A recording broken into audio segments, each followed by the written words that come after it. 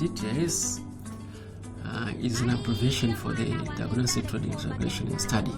What we are targeting at this time is really harnessing the purpose of the DTIS, integrating trade into the planning processes, strategic planning, annual planning, budgeting, into the institutional framework of government, raising awareness that the trade is not a one-man show, it's a whole government show. The update is going to have two phases.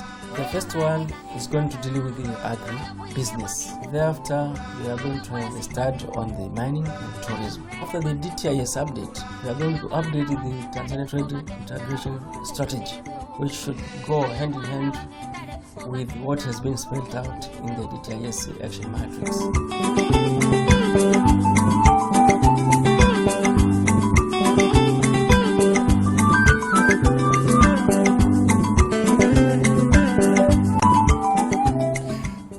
The DTIS is a cornerstone of the EIF process. It provides in-depth diagnostics of the trade environment in the country that is meant to provide information in the development of national development plans.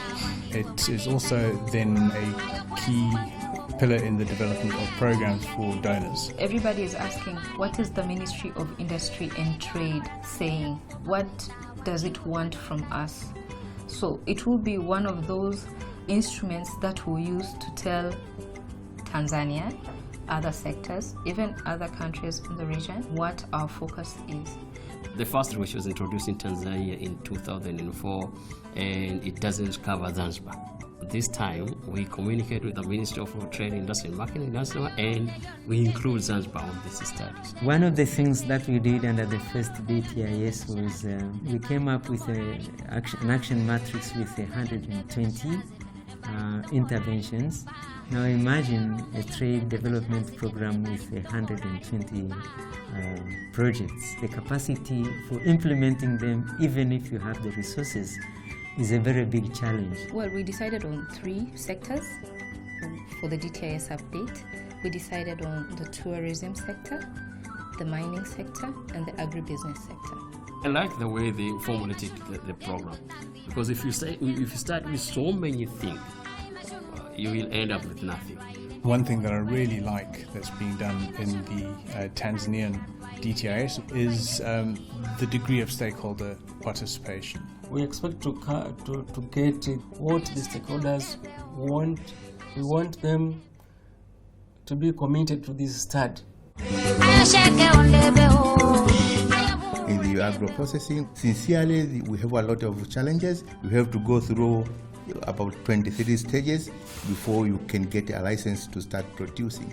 So that is a cumbersome procedure. In order to get a license, you have to get license from all these institutions like TFDA, TBS, Tanzania Atomic Commission. All these you have to go there, and whenever you go, you have to pay fees. And this is a very exorbitant fees.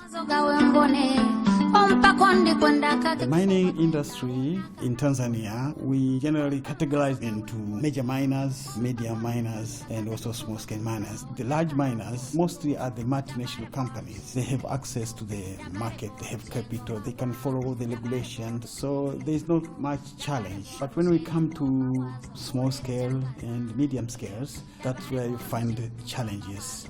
But because there are many of them, if we address the key challenges, the economy will grow because a lot of more people will benefit from that.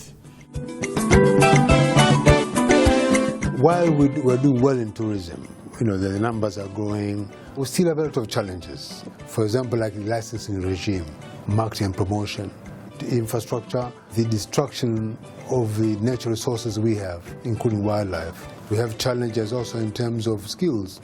The skills is a big issue, and it can certainly be addressed through trade.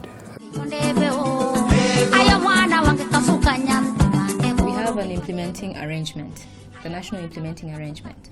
We have various committees whereby we involve government institutions, other ministries which are trade related. So we involved all these stakeholders. We also involved some donors, and we involved the private sector. We have our expectations as the Ministry of Industry and Trade, but we also want to know what our stakeholders expect and what they think this DTIS should look like. This is why we are starting with the kickoff workshop. The DTIS is come timely for us, especially for Zanzibar, because now as the Ministry of Trade we are reviewing our trade policy. Look at it in the regional level, a lot has happened. We have had issues on tripartite agreements. We have had the EAC various agreements like the common market. We have had agreements like in SADC, and all these have to reflect how we implement our trade agenda. Whether you're talking of skills development, whether you're talking of agricultural productivity, whether you're talking of quality challenges, whether you're talking of linkages to markets through development of infrastructure, sometimes we tend to give up too early when we are working with government. The best way of moving a program like this one to success is to give the principals who make the decisions as many sides of the stories as possible.